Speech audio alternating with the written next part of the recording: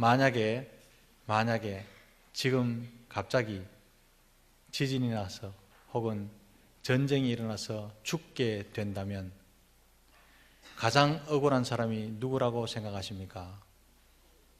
당장 우리가 죽게 된다면. 저는 생각해요. 누가복음 12장 16절 말씀에 나오는 어리석은 부자처럼 오로지 자신만을 위해서 천년만년 살 것처럼 땅 위에 많은 것을 축적해 놓은 사람이 가장 억울하다, 그렇게 생각을 합니다. 자기가 한번 써보지도 못하고 이웃에게 한번 봉사하지도 못하고 복음을 위해서 그 물질을 다 쓰지도 못하고 지금 죽게 되었으니까 얼마나 억울하겠습니까? 의외로요, 이런 사람 많습니다. 반대로 지금 당장 죽어도 여한이 없을 사람, 오히려 죽음을 기다릴 수 있는 사람, 지금 당장 죽어도 좋을 사람은 누구겠습니까? 아마도요, 한평생 주를 위해 살았던 사람, 복음을 위해 살았던 사람, 남을 위해서 시간을 내고 헌신했던 사람, 그 사람이 아마 가장 좋을 사람이라 생각을 합니다. 기도부터 다르죠. 그런 사람은요, 이 땅의 삶이 전부가 아닌 줄 알기 때문에 늘 기도의 제목이 하나님, 주님의 나라가 이 땅에 임하여 주시옵소서, 이것이 기도의 제목 1번이고요. 주님 앞에 섰을 때 칭찬받기를 소망하면서 이 세상의 삶을 나그네처럼 사는 사람, 상급받기는 하늘에서 상급을 받아야 되기 때문에 이 땅에 소망을 두지 않는 사람, 그 사람은요, 지금 당장 죽어도 여한이 없는 사람이지요. 사랑하는 성도 여러분, 나 자신이 편히 먹고 마시는 것은요, 성도의 인생 목표가 될 수 없습니다. 어떤 사람은 이렇게 말합니다. 내 혼자 잘 먹고 잘 살려고 그러나 내 자식들을 위해서 헌신하지. 그것도 마찬가지입니다. 나 자신이 편하게 먹고 마시고 목숨아 편하자, 내 인생아 편하자, 내일이 없는 사람, 인생의 목표 참 유치하지요. 자녀를 위해서 한평생 신실하게 살아왔다 하더라도요, 그것도 마찬가지로 이기적입니다. 하나님이 없는 자들의 인생 목표는 그것일 수 있어도 성도의 목적은 그것일 수 없다는 말씀이죠. 오히려 잘 기억하십시오. 주님 앞에 섰을 때 자신만을 위해서 열심히 살았던 사람, 자녀를 위해서 헌신하고 자녀만을 위해서 신실하게 살았던 사람은요, 청산할 것이 상당히 많습니다. 회개하고 청산하고 뉘우치고 주님 앞에 가면요, 그렇게 살지 말아야 할 것을 그렇게 생각하는 그런 시간이요, 자기만을 위해서 살았던 사람, 오직 자기 자녀만을 위해서 살았던 사람, 그런 사람들이 해야 될 미래의 시간입니다. 반대로 이웃을 위해서 봉사하고 주와 복음을 위해서 헌신하며 살았던 사람은요, 그 자기가 살아왔던 시간에 프리미엄, 상급에 대한 마일리지가 자꾸 적립된다는 사실을 기억하시면서 오늘을 사시기를 주님의 크신 이름으로 축복합니다. 이왕 사는 거, 저는요 100살 넘게 사는 사람 거의 못 봤습니다. 한두 분 있을까 말까 하지요. 100년도 못 살 거 자기를 위해서 살고 쌓아놓고 살고 이기적으로 살고 주님 앞에 숙제검사 받을 때 전혀 숙제검사 받을 때를 전혀 생각하지 않고 사는 사람, 어리석은 사람이죠. 오늘 하루를 살아가도 가치 있게 살아가시고 주님 앞에서 칭찬받을 것을 소망하시면서 살아가시는 여러분 되시기를 주님의 이름으로 축복합니다. 성도의 삶의 이유는요, 오직 주와 복음, 이것밖에 없지요. 자기 자신이 삶의 주인이 된 사람은 죽을 때까지 자기 건강, 자기 목숨, 자기 번영, 여기에 집착합니다. 영원히 살 것도 아닌데 6개월 목숨을 연장시켜줍니다, 1년 목숨을 연장시켜줍니다, 이렇게 말하면요, 그렇게 꼽꼽쟁이가 수억을 퍼붓습니다. 영원히 살 것도 아닌데 1년 더 연장시켜주고 6개월 더 연장시켜준다는데요, 돈이 아깝지 않습니다. 벅벅 씁니다. 그런데 밥 못 먹는 아이들, 학교 못 가는 아이들, 그런 아이들 좀 도와주십시오. 앉아서 계산하고 있습니다. 그런 인생은요, 주님 앞에 가면 반드시 네 뭐 하다 왔노? 물을 때 당황하게 돼 있죠. 그러나 주님이 삶의 주인 된 사람은 오직 한 가지, 죽을 때까지, 죽는 그 순간까지 주님의 존귀하심만 생각하게 됩니다. 왜냐하면요, 인생이 내 것이 아니었음을 확실히 아는 지혜가 있기 때문에 그렇고요. 그 지혜로 인생을 살아왔기 때문에 그렇습니다. 죽는 순간까지 주님의 존귀하심, 주님의 아름다우심, 그게 손상될까 싶어서 전전긍긍하며 사는 사람, 그 사람이 주님이 삶의 주인이 되시고 중심이 되는 사람의 삶이지요. 사랑하는 성도 여러분, 나는 어느 쪽에 속하는 사람이라고 자신 있게 말할 수가 있겠습니까? 사도 바울은요, 전생애를 자타가 공인하듯이 주와 복음 전파를 위해서 살았던 사람입니다. 그런데 오늘 본문에 보면요, 한평생을 그래 살았는데 자칫 최후의 순간을 잘못 마무리하면 일생의 수고가 희석될 수 있다는 사실을 걱정하면서 이 편지를 씁니다. 한평생 주님의 능력입니다. 예수 그리스도의 보혈의 능력입니다. 복음 전파, 복음의 힘, 복음의 능력, 그렇게 이야기했는데요, 그렇게 한평생을 복음 전파하고 살았는데 막판에 죽음에 떤다든지 공포에 질린다든지 비굴하게 죽는다든지 이렇게 하면요, 일생의 수고가 어떻게 될까? 주님의 존귀하심이 어떻게 될까? 그걸 걱정하면서 쓴 편지의 내용이 오늘 본문에 나오는 19절, 20절, 21절입니다. 굉장한 사람이지요. 사랑하는 성도 여러분, 복음의 능력은요, 우리가 살아갈 때도 체험할 수 있지만 복음의 능력은 죽음 앞에서 가장 확실하게 드러납니다. 저는 목사이기 때문에 임종 예배를 드리는 경우가 많습니다. 임종 예배 가보면요, 이분이 천국 갈지 이분이 지옥 갔을지 대강 짐작되는 경우가 상당히 많습니다. 기도해주고 극한 고통 가운데서 죽어가시는데요, 죽고 나면 얼굴이 편안해요. 이분 천국 가셨다. 왜냐하면 복음의 능력이 죽음의 사선을 넘을 때 평강을 주셨거든요. 그런데 어떤 분은 간혹 가다가요, 기도해주고 평강을 빌어주고 복음의 능력을 설명해도 목숨줄을 못 얻는 거예요. 목숨줄을 안 죽으려고요, 온몸을 뒤틀면서 이빨을 깨물면서 어르렁대면서 얼굴을 일그러진 상태로 돌아가시는 분이 있습니다. 의심이 되죠. 천국 갔을까? 복음의 능력은요, 죽음의 사선을 넘는데 평강을 줍니다. 이게 복음의 능력인데요, 목사는요, 그 복음의 능력을 체험합니다. 초대교회 수많은 순교자들이 비굴하고 구차하게 살려주십시오, 살려주십시오, 그렇게 목숨을 구걸한 사람 거의 없습니다. 오히려 담대히 주님 가신 그 길을 선택할 수 있었던 것은 복음을 확실히 믿었기 때문입니다. 초대교회사를 읽어보면요, 사자에 물려 죽어도 얼굴이 천사같이 변해서 핍박하던 사람들이 예수를 믿었던 경우가 상당히 많습니다. 초대교회에서만 있습니까? 사도행전에도 있잖아요. 스데반이 숱하게 날아오는 짱돌에 맞아가면서도 얼굴이 천사같이 되었더라. 그거 보고 감동을 받는 거죠, 사람들이. 여러분, 돌에 맞으면 안 아픈 것 같습니까? 되게 아픕니다. 야구하다가 야구공이 맞아도 아픈데요, 이를 갈면서 돌을 던졌는데 안 아프겠습니까? 아픈데도요, 얼굴이 천사 같아요. 왜 그렇습니까? 복음의 능력이죠. 죽음의 사선을 넘는데도 평강으로 넘는 거죠. 이게 복음의 능력입니다. 이 복음의 능력에 대한 확신이 없으면 죽음 앞에서요, 주저합니다. 6개월 살려준다는데 수억을 퍼붓습니다. 이 땅에서의 목숨에 집착합니다. 목숨줄을 못 놓습니다. 복음의 능력을 확신할 수 없습니다. 사랑하는 성도 여러분, 복음을 믿는 그리스도의 삶은 죽는 그 순간까지 내가 믿고 있는 복음이 나로 인해서 왜곡되거나 나로 인해서 손상되지 않도록 깊이 살피면서 오늘을 복음대로 살아내야 할 줄로 믿습니다.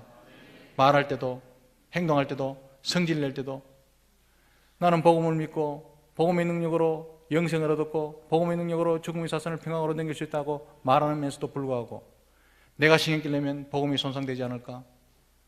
내가 말을 할 때 험악한 말을 하고 내가 어두침침한 데 있을 때 복음이 손상되지 않을까? 왜곡되지 않을까? 이거 염려하는 사람요 거의 없습니다.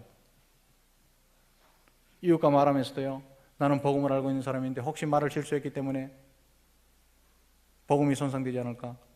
내가 여기 앉아있는 이 자리가 나는 예수 믿는 사람이고 복음의 능력을 아는 사람인데 내가 여기 앉아 있음으로 말미암아 나로 말미암아 복음이 왜곡되거나 손상되지 않을까? 이걸 염려하며 살아가야 예수 믿는 사람, 복음을 믿는 사람, 복음을 아는 사람, 그런 사람이라고 말할 수가 있죠. 사도 바울은요, 지금 그걸 걱정하고 있는 거예요. 굉장한 사람이죠. 복음대로 산다, 복음의 능력을 믿는다, 이 말은요, 내가 죽을 때 그 복음 한 판 쓰자, 이게 아닙니다. 나로 말미암아 복음이 손상될까? 나로 말미암아 복음이 왜곡될까? 전전긍긍하면서 깊이 살피면서 그렇게 살아내는 사람이 복음대로 사는 사람, 복음의 능력을 체험하는 사람인 줄 믿습니다. 이게 약한 거죠. 오늘 21세기 성도들은요. 복음은 자기만 구원받으면 되는 줄 알아요. 오늘 본문은 사도 바울이 지금 자신이 확신해 온 바, 복음대로 살면서 복음이 능력이 있습니다. 복음은 살려주는 복음입니다. 복음은 죽음의 사선을 평강으로 넘게 합니다. 열심히 전했는데 이제 죽음 앞에 섰습니다. 그런데 죽음은 다 두렵잖아요. 미지의 세계잖아요. 그래서 죽음의 공포 앞에서 자칫 두려울까 봐, 무서워할까 봐, 비굴해질까 봐, 그래서 복음의 능력, 평생 복음을 전했는데 복음을 확신했게 전했는데 그 복음의 능력을 가릴까 싶어 염려하면서 썼던 편지의 내용이 오늘 내용이다, 이 말입니다. 본문의 배경은 이렇습니다. 빌립보서 설교하면서 제가 자주 설명을 드렸지만 바울은요, 오랫동안 미결수 생활을 했습니다. 그래서 감옥에 갇힐 일이었고요, 가택연금 당한 상태로 있었죠. 가택연금이라고 하는 것은 자기가 쇳돈을 냅니다. 쇳방을 얻어서. 그래서 사도 바울에게 돈이 필요했기 때문에 마게도냐의 가난한 성도들이 계속 성경을 보낸 거죠. 쇳방 얻으라고. 그거 쇳방 얻을 돈이 없으면요, 감옥으로 들어가면 그 감옥은요, 혹독합니다. 쇳방 얻을 돈, 가택연금 대가 있어야 오는 사람 가는 사람 복음을 전하고 복음의 능력을 말할 수 있고 이래야 됐던 거죠. 그런데 갑자기 상황이 악화되어서 시위대 감옥으로 옮겨진 거예요. 시위대 감옥이라고 하는 것은요, 군인들이 버글버글한데 거기는요, 사형집행 바로 앞에 있는 사람들이 오는 흉악범들이 모이는 곳이 시위대 감옥입니다. 거기 들어가면요, 인간 취급 못 받습니다. 인권이고 인격이 없습니다. 인간 쓰레기, 노예 중에 가장 하층 노예 그 이하가 사형집행을 기다리고 있는 시위대 감옥의 죄수였습니다. 그걸로 옮겨졌대요. 바울이 나쁜 사람입니까? 나쁜 사람 아닙니다. 다른 사람을 위해서 헌신하다가 오해를 받아가 지금 들어간 거죠. 죄질이 나쁜 것도 아닙니다. 흉악범도 아닙니다. 단지 정신 이상자였던 당시 네로 황제가 박해의 강도를 높인 겁니다. 이때 제국의 박해, 제1차 박해가 시작된 거죠. 바울이 죽음을 두려워하지는 않았지만 불안한 상황이 전개되는 것은 확실했습니다. 시위대 감옥에서요, 저벅저벅 군인들이 오는 소리, 칼이 부딪히는 소리, 상황이 불안했죠. 그런데 그런 상황에서 쓴 편지인데 빌립보서 안에요, 내 불안하다, 초조하다, 못 살겠다, 내 좀 구해도, 이런 말 한마디도 나옵니다. 오히려 기뻐하라, 즐거워하라. 그리고요, 오늘 본문에 읽었던 본문에는요, 그런 불안한 상황에서 그리스도의 존귀함을 걱정하고 있습니다. 그리스도의 존귀함. 칼소리 쨍그랑쨍그랑 들릴 때 내가 떨면 어떡할까? 그릇 떨고 두려워함으로 말미암아 존귀하신 그리스도의 그 존귀함이 손상되지 않을까? 이걸 걱정하고 있는 거예요. 굉장한 사람 아닙니까?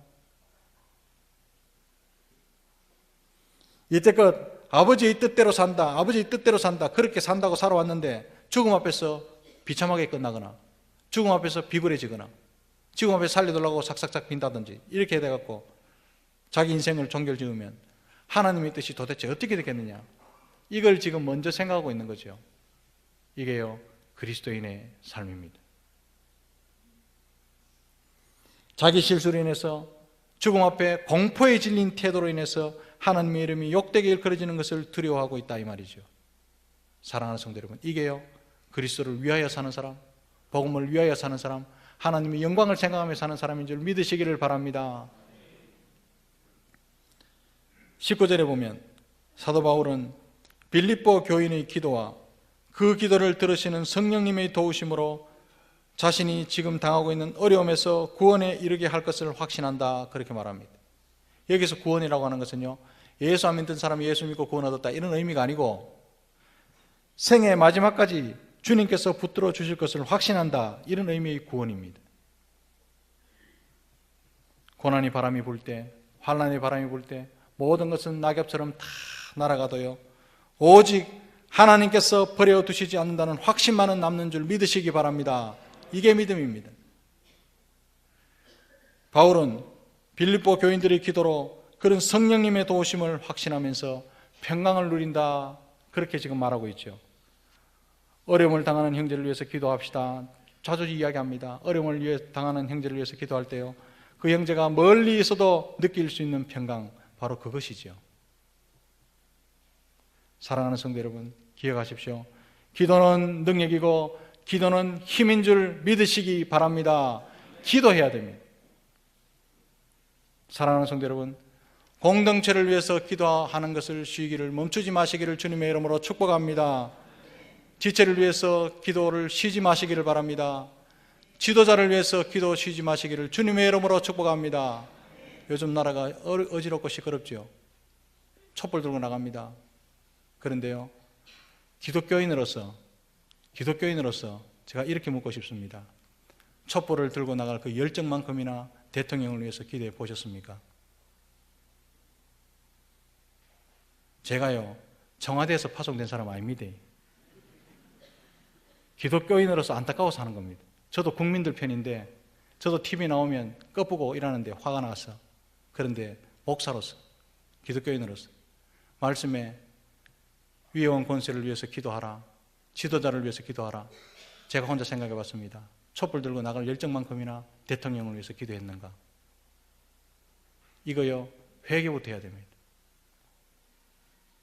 교회가 어떻더라, 목사가 어떻더라, 장로가 어떻더라. 여러분, 제가 묻고 싶습니다. 장로님을 위해서 그렇게 입에 침이 튈 만큼 기도하고 그렇게 말씀하십니까? 사단은요, 지도자들 쳐보면 공동체는 와야 되는 거 시간 문제입니다. 제가 이 나라를 걱정하는 이유가 바로 그겁니다. 지도자를 위해서 기도하는 것, 우리의 책무임을 기억하시기를 바랍니다. 그 기도가 능력이거든요. 특히나 영적 전투 중인 이 땅에서 끊임없는 기도가 필요한 영적 공동체, 지도자를 위해서 기도하는 거 쉬면 안 됩니다. 복음이 손상되지 않도록, 복음대로 살 수 있도록 우리 공동체는 서로가 서로를 위해서 기도하는 공동체가 되시기를 주님의 이름으로 축복합니다. 20절 말씀에 보면요, 살든지 죽든지 그런 말씀이 나오죠. 이 말은 살아도 좋고 죽어도 그만이고 뭐 이런 체념이 아닙니다. 이 말은요, 모든 것을 주권자 주님 앞에 내려놓는다, 이런 뜻이죠. 주님이 시간을 더 주시지 않는다면 나를 데려가실 수도 있는 것은 문제가 아니지만, 단지 그 순간에도 내가 주님을 존귀하게 해야 하는데 이걸 걱정하고 있습니다. 이래서 이 말씀이죠. 그 죽는 순간에도 내가 주님을 존귀하게 할 수 있어야 하는데, 죽느냐 사느냐는 하나님이 알아서 하실 일이고, 바울 자신은 죽을 때 복음을 부끄러워하지 않고 얼마나 담대하게 주님을 증거할 수 있느냐, 이것이요, 바울에게는 가장 중요한 문제였습니다. 바울에게만 중요할까요? 복음 말하는 모든 성도들에게 이것이 중요한 줄 믿습니다. 그런데 우리는요, 사느냐 죽느냐, 살려달라고 오성이고요, 살면 잘 살게 해달라고, 편안하게 살게 해달라고, 노후를 걱정해달라고, 우리 영역 아닌 것에 대해서 기도를 얼마나 많이 합니까? 사도 바울은요, 그런 영역이 아니고 내가 죽는 순간을 맞는다 하더라도, 고난을 당한다 하더라도, 환난의 바람이 나를 불어닥친다 하더라도 그 순간에 복음을 부끄러워하지 않고 얼마나 담대하게 주님을 증거하며 주님을 존귀하게 할 수 있을까? 이것이요, 저와 여러분들에게 가장 중요한 사실이라는 사실을 기억하시기를 바랍니다. 그것이 내 몸에서 그리스도가 존귀하게 되게 하려 한다라는 말씀의 의미입니다. 표정에서 겸손하고 행동에서는 겸손했지만 죽음 앞에서는 당당할 수 있도록 해달라고 기도하고 있는 것입니다. 표정에서 겸손하고 말에서 겸손했는데 환난의 바람이 불면 표독스러워지는 그런 순간을 맞지 않게 해달라고. 나에 대해서 험담을 하는 사람에게 평소에는 겸손했는데 그런 사람 앞에서는요, 고양이처럼 표범처럼 날카롭게 되는 그 사실을 하나님 연약함을 도와달라고 기도하는 것과 똑같지요. 그리스도인들은요, 평소에 겸손하고 평소에 아름답고 표정이 겸손하고 이거 아무 소용없습니다. 막다른 골목에서 어려움에서 고난에서 당당할 수 있어야 기독교인이라는 사실을 기억하시기를 바랍니다. 그게 복음을 품고 있는 성도죠.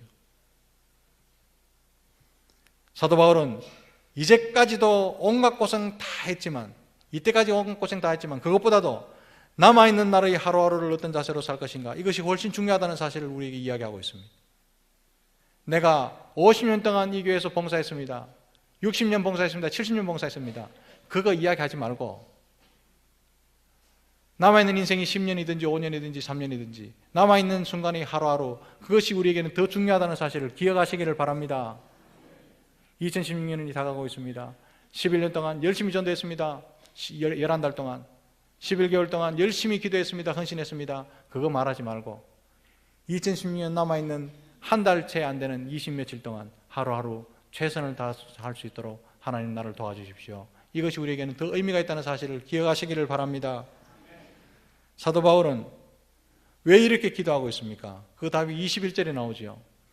이는 내게 사는 것이 그리스도니 죽는 것도 유익함이라. 사도 바울이 사는 목적은요, 그리스도를 위하여 이것이었습니다. 그리스도를 위하여. 그러니 사나 죽으나 그리스도를 위하는 것이니 죽음을 통해서도 그리스도의 존귀함을 나타내야 한다는 간절한 기도가 사도 바울의 기도지요. 제 경험에요, 하나님 기도하는 것 하나님 뜻에 맞으면요, 토시 하나 안 틀리게 다 응답해 주십니다. 저는 결혼을 위해서 11년 8개월 동안 기도했는데요, 지금까지 살면서 한 번도 후회해 본 적이 없습니다. 우리 집사한테 물어보면 답이 다르겠죠. 목사가 되기 전에요, 20년 동안 기도했습니다. 기도한 대로 다 되는 거예요.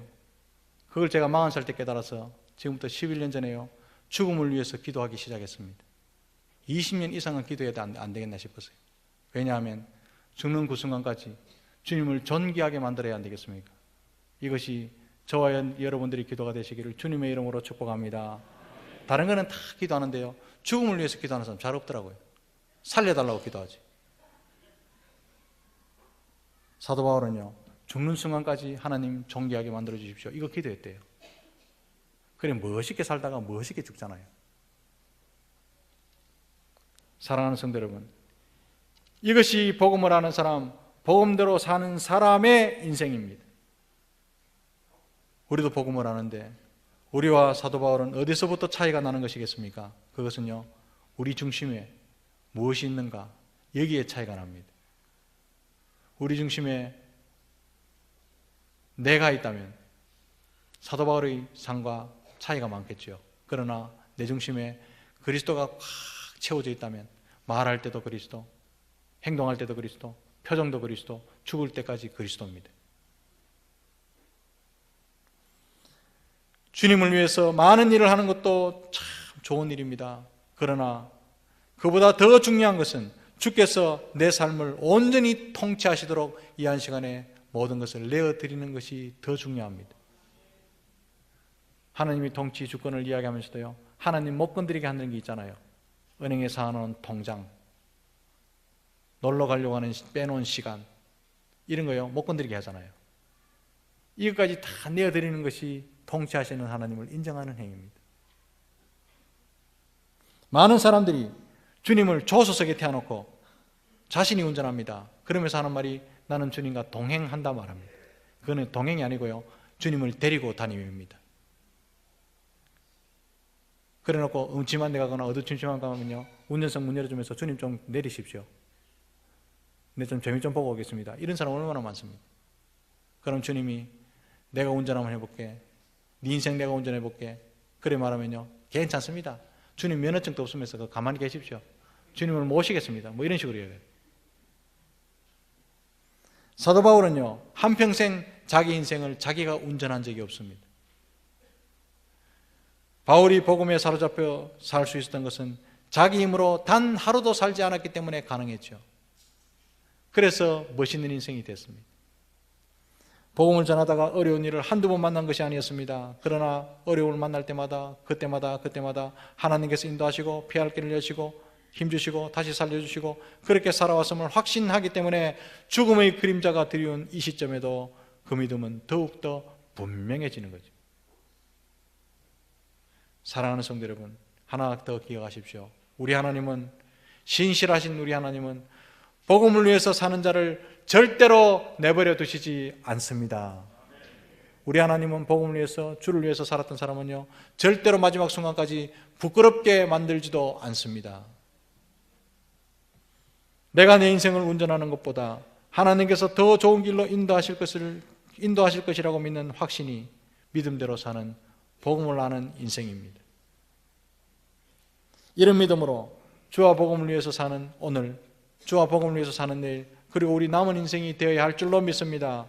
인생의 마지막 결승선에 서서 사도 바울처럼 멋진 고백을 해내는 저와 여러분들의 인생이 되시기를 주님의 크신 이름으로 축복합니다.